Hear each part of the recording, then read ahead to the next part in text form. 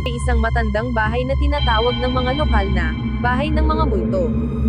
Ang bahay ay luma na at halos lumulubog na sa kadiliman ng gabi, at kahit ang mga pinakamatapang na tao ay nag-aalangan na magdaan sa harap nito.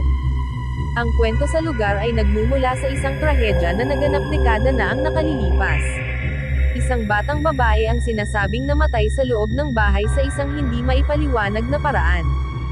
Marami ang nagtataka kung bakit at paano siya namatay, at ang kanyang kaluluwa ay naiwang nakakulong sa mga dingding ng matandang bahay.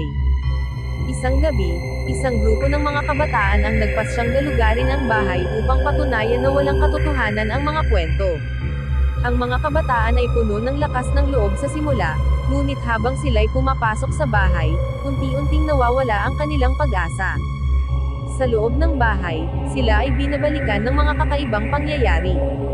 Naririnig nila ang mga boses ng mga patay na hindi nila mabatid ang pinagmulan.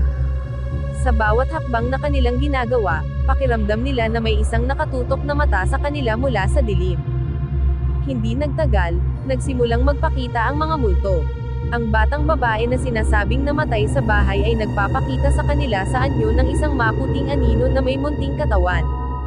Ang kanyang mga mata ay sumisilip mula sa anino, nagdadala ng takot sa mga kabataan. Sa dulo, habang ang mga kabataan ay tumatakas mula sa bahay, isang malakas na kidlat ang biglang bumagsak, at sa pagkakasilip nila sa likuran, nakita nilang ang anino ng batang babae ay nasa harap nila, humahagulgol at humahadjibik ng walang humpay.